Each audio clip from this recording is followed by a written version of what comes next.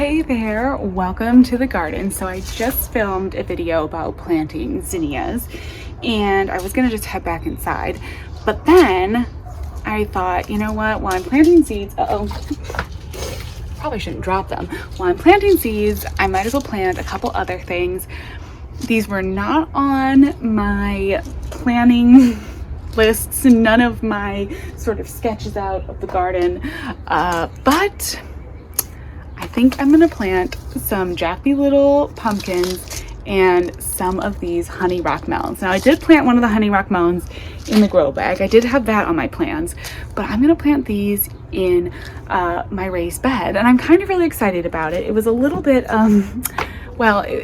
it happened because I had some space free up that I wasn't exactly planning. So if you notice in this bed over here, all I got in there are a couple little garlic heads left, but all of the onions are gone.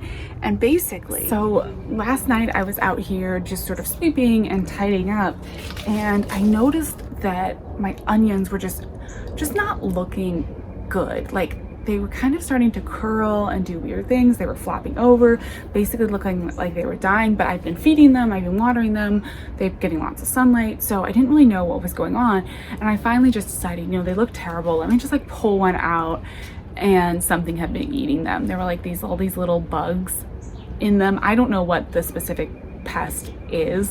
I haven't done enough like Googling yet to figure that out. I'm gonna have to look and see what it was, if there's anything I need to do to prevent it if I want to grow onions in the future. But it just basically took out all the onions. I pulled out one of the garlic heads to see. It didn't look like they had been attacking the garlic, so I'm gonna kind of keep an eye, but those garlic plants, they aren't looking great. They're doing the same thing. It was almost like it's got to be some kind of borer, because it looked like when you have a squash borer and they start just like flopping over. It looked like that. So that was a little disappointing. I'm just looking down here because my peanuts are sprouting and it looks like another pest may have come in. I saw a chipmunk earlier in the garden. Looks like something came in and was trying to eat my peanuts. Let me show you this. Something came in and tried to eat some of them, but it looks like a bunch of them are already sprouting.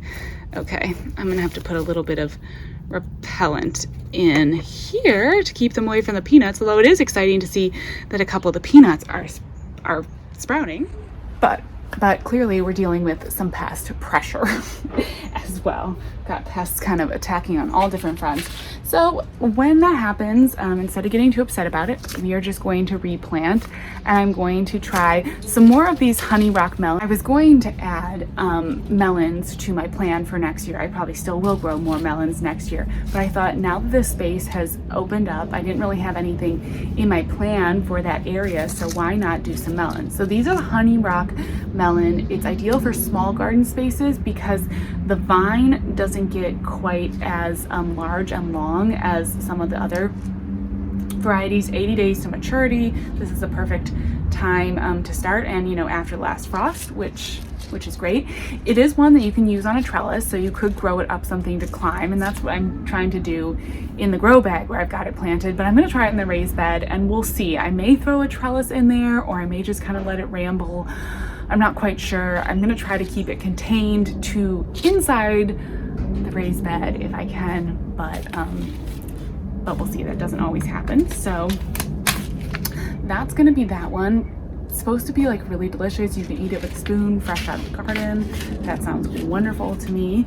And then I also have these jackba little pumpkins. Now these are a little tiny pumpkin, and they also have a more compact vine. So the vine is 3 to 5 feet long, which is smaller. Like some pumpkin vines can get absolutely massive. If you've ever grown pumpkins, you know they can just, I don't know, take over a garden space. They can grow really, really wildly. And these can also grow up a trellis as well. So you can grow them vertically too. Again, I'm not quite sure.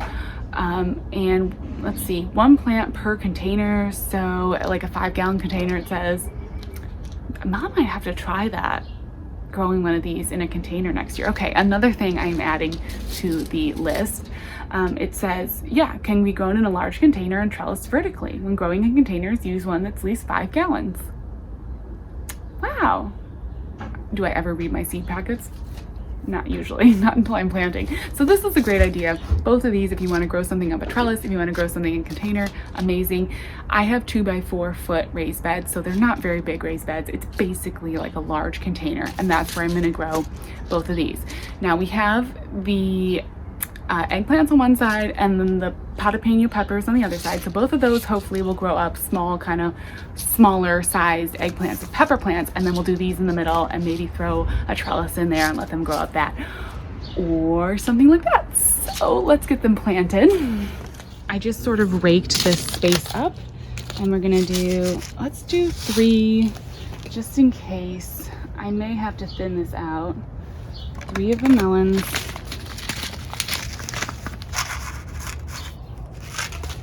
And we'll do 3 here. I'm assuming this garlic is going to come out because it's just not, yeah, I don't know. It's not looking good. I'm not quite sure what's wrong with it, but that'll be perfect. And then I'm gonna keep these well-watered, well-fed pepper, at least pumpkins really like nice rich soil. I did amend these beds with compost, which is great. I don't usually tend to use the liquid fertilizers in my raised beds because I do amend with compost, but I may throw some in just now and then, not all the time, but just every so often to make sure that they're well fed. Oh, I'm so excited about this. I think it's gonna be really fun. And I love the idea of doing a Jack Be Little in a container one year. Now I want to show you the progress. My other melon, so my honey rock melon that I'm trying to grow in the 15-gallon grow bag is coming up. So let me just show you a progress report on that. Here she is coming up. Now I planted in here one of the melons. I believe this is the melon. And then I also planted in some acorn squash. So we've got a couple things growing. So this may end up being kind of full.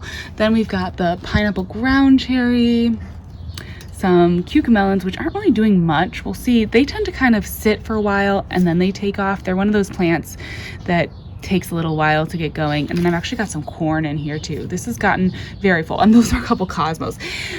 There's been some iterations because things weren't really sprouting in this beds or this container. So yeah, I've got kind of got a lot in here right now. It may end up being too much. I probably need to thin out 1 or 2 of these little squashes would be good. And then this is a copper ring. These are supposed to, people use these to keep slugs away. I guess slugs won't go over copper. I just popped that around there. I don't really know if it's gonna make any difference, but I thought I would throw it in there just to protect that melon. So that's why that's there. But it's super fun to see those coming up and looking so healthy and so good. And hopefully they'll do okay in a little bit of part shade. As you can see, it's shaded right now on that grow bag, which isn't ideal. Whereas the raised bed is in total full sun, which it's like midday right now. So that's good to see. But hopefully that big container gets a bunch of afternoon sun. So hopefully that'll be enough for those. But now that we have space in the raised bed and I'm able to plant these, I feel so much better about actually being able to probably get a harvest from this, and that's really exciting. Melons are one of those plants that I feel like can be a little bit tricky, but are also really fun to have out of the garden. Fresh melon on a summer day would be so cool. So now I am gonna water. It's midday, which isn't the best time to water, but since I just planted all those seeds, I'm gonna go ahead and water. And then I'm also noticing that some of my containers are looking a little droopy. They tend to droop during the middle of the day and then recover in the afternoon, but I didn't water this morning, so I'm a little off my schedule. But you know, we just wanna get those seeds watered in, let that sun, that hot midday sun, get them started, get them growing. Definitely now that things are really warming up, the soil temperatures are really warming up, things are sprouting so much faster than even a couple weeks ago, which is super, super nice. Melons can sometimes, for me, like my squash, took kind of a while. I was surprised. I think it wasn't quite warm enough. I planted those like my patty pan squash back there. I planted them a couple weeks ago, and it was still a little bit cooler, but now we're getting into like these really nice hot temperatures. So I imagine that this stuff will start sprouting soon. So I will totally keep you posted as everything starts sprouting and growing, and let you know how it's doing, and then we'll decide once it gets going whether or not we need to put a trellis.